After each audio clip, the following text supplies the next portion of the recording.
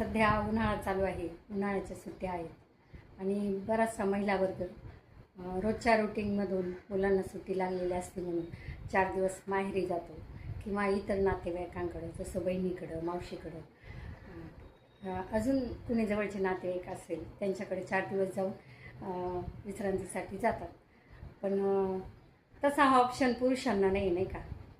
पुरुष बिचारे ते पण त्यांचं पण रुटीन तेच असतं ना, रोज कामावर जाणं, घर म्हणजे घरच्या लोकांसाठी कमवून आणणं घालणं, त्यांच्या रुटीनमध्ये त्यांनाही कधी कधी कंटाळ येत असेल, पण त्यांच्यासाठी ऑप्शन नाही. कारण पुरुषांना माहेरच नसतं आणि फक्त बाईलाच ते माहेर असतं म्हणून ती 4 दिवस तिथं जाऊन हक्कानं राहू शकते. तर मला एक प्रश्न असा पडला आज की पुरुषांनाही कंटाळा येत असेल ना त्यांच्यात त्याच रुटीनचा, त्यांनी कुठं जावं. आणि जरी एखादा पुरुष समजा बहिणीकडं, भावाकडं किंवा एखाद्या नातेवाईकाकडं गेला तर 1 दिवसापेक्षा जास्त तो राहू शकत नाही, कारण तो खटकायला लागतो.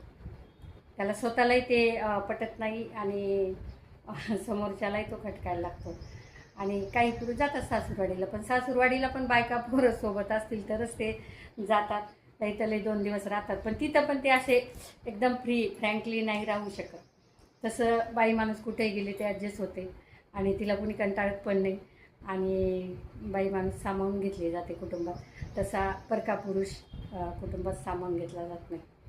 हा एक प्रकर्षानं मला बदल जाणवला. मला असं वाटतं की खरंच बिचारे पुरुषांनाही पण एक 4 दिवस चेंज पाहिजे असतो ना.